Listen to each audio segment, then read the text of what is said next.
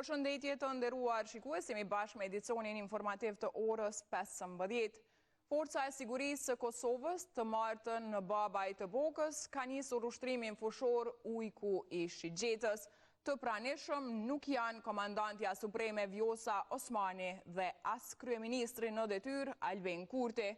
Nga afër, këtë ushtrim fushore përcolli ministri në detyrë i mbrojtjes Ejup Maqedonci.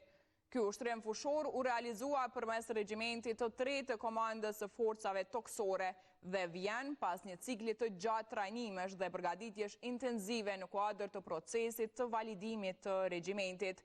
Ndjekim disa pamje e deklarime nga kjo ngjarje. Krahmorje në anën e Majt në drejtim të armikut në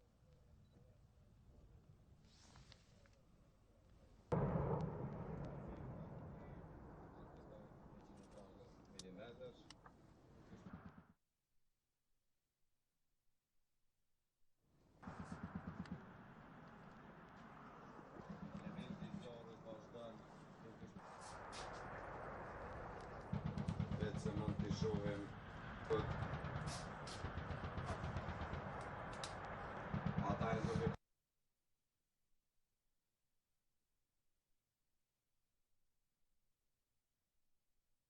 Sot është një ditë shumë e rëndësishme për ushtrinë tonë, Forcën e Sigurisë së Kosovës, sepse sot po përmbyllim një ndër objektivat kryesore të planit zhvillimor të Forcës së Sigurisë së Kosovës, atë të certifikimit dhe validimit të gjitha kapaciteteve të këmbësërisë, pra regjimenteve të këmbësërisë të Forcës së Sigurisë së Kosovës.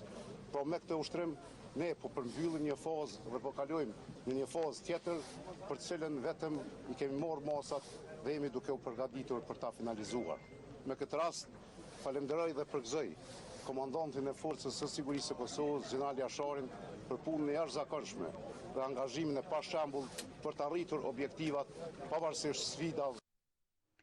Me vendim të nënshkruar nga kryeministri në detyrë Albin Kurti, më datë 27 tetor 2025 është liruar nga detyra zëvendës ministri për zhvillim rajonal Eldin Uglar, antar i partisë SDU që udhhiqet nga deputetja Duda Balje. Në dokumentin zyrtar thuhet se Uglari lirohet nga detyra dhe obligohet të bëjë deklarimin e pasurisë në përputhje me ligjin për kontrollin e pasurisë dhe dhuratave. Vendimi ka hyrë në fuqi ditën e nënshkrimit të tij nga kryeministri në detyrë Kurti. Në lidhje me këtë ka reaguar vetë deputetja Balje, e cila në një postim në Facebook shkroi hakmarrja nuk ka nisur, veç ka vazhduar.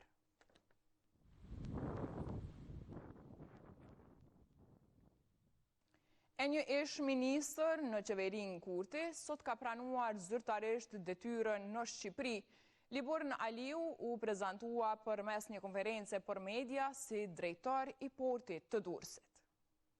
Një projekt, një vendim. 62 ditë pas dorëheqjes në Kosovë u emërua në një post publik në Shqipëri. Nga kjo e marrte ish ministri i infrastrukturës në qeverinë Kurti 2, Liburn Aliu, do jetë drejtori i ri i portit të Durrësit.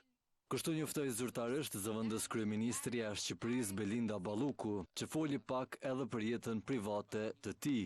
Ai më tha që kam vendosur të dal nga politika e do vi tjetër në Shqipëri, duhet që ta dini që do jetë dhëndër Shqipërie, kështu që e keni më shumë anon kthej nga qytetari shqiptar tashmë sesa nga i Kosovës. Megjithatë ashtu siç tham, porti është i Shqipërisë, i Kosovës, porti është i gjithë shqiptarëve. Edhe vetë Aliu foli pak për jetesën mes dy shteteve. Mu këtu më shihni mbase që jam prej Kosovës.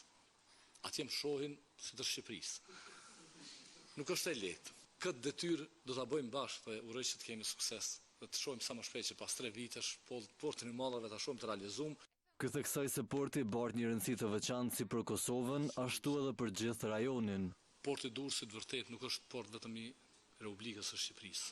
Është port i gjithë shqiptarëve, është port i rajonit, është port që sot Kosova po thuj pjesën dërmuese të Mallrave për e merr përmes portit të Durrësit, mbas edhe këtu gati po thuj gjysma e madrave që shkojnë drejt Kosovës, në për rrugën e kombit.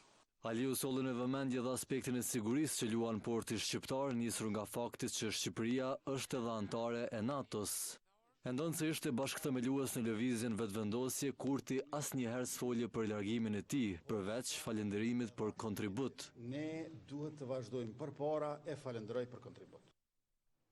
Gjërsa kryeministri i Shqipërisë Edi Rama ka reaguar përmes një shkrimi në Facebook për ish-presidentin e Kosovës Hashim Thaçi, duke shpërndar një fotografi të Thaçit me Wesley Clark, ky e cilësoi të tmerrshëm faktin që ish-krerët e UÇK-s po vazhdojnë të mbahen në Hag. Ai ka akuzuar edhe tifozët të tërbuar politik që sipas tij edhe mbrapa hekurave e trajtojnë ish-presidentin Hashim Thaçi si armik politik. A nuk është e tmerrshme ta mendosh se shpëtimtarët e një kohe kur vetë ekzistenca e Kosovës ishte në tehun etikës së gjatë të padrejtisë historike ndaj shqiptarëve, duhet të paraqiten para një gjykate të dalë krejt nga shinat mbi të cilat u ngrit për të dëshmuar se lufta për liri nuk është krim, se rebelimi ndaj një diktature nacional-socialiste nuk është faj, se shteti i ri e sovran i Kosovës nuk ka dalë nga barku i një ndërmarrje kriminale, por nga gjaku i një ushtrie çlirimtare, ka shkruar ai. Rama është marrë edhe me komentuesit që sipas tij po urojnë që Thaçi të mos dalë kurrë nga burgu.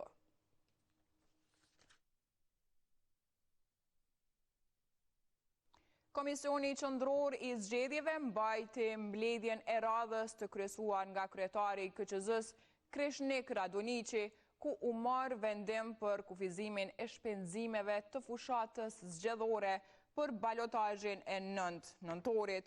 Fushata zgjedhore për subjektet politike dhe kandidatët e raundit të dytë do të fillojë me 3 nëntor dhe do të përfundojë me 9 nëntor 2025 në orën 6:59. Sipas vendimit të KQZ-s, kufiri i sipërm i shpenzimeve është në shumën 2.633.344 euro dhe mbështetet në listën e votuesve brenda vendit për raundin e dytë, e cila përmban 1.316.672 votues, pra nga 2 euro për çdo votues të regjistruar. Subjektet politike nuk mund ta kalojnë vlerën e kufizuar të shpenzimeve në komunat në të cilat garojnë në rrethin e dytë të zgjedhjeve.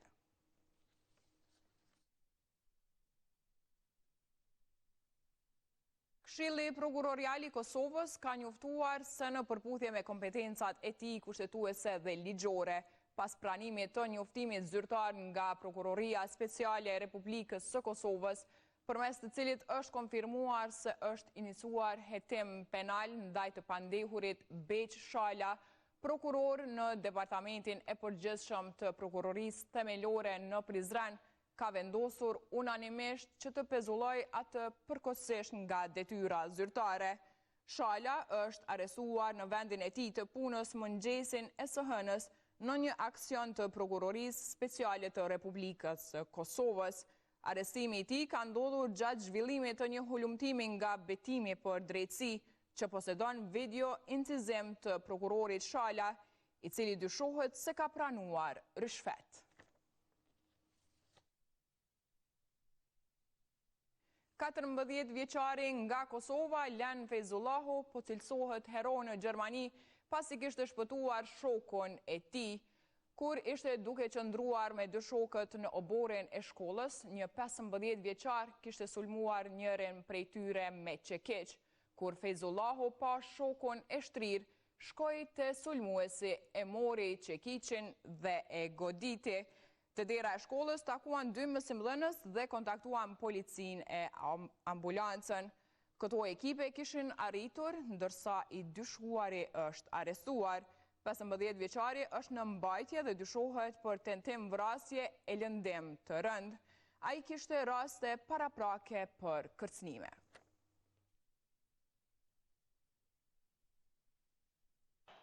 Të nderuar shikues, ishin këto të gjitha informacionet e përgatitura për këtë edicion.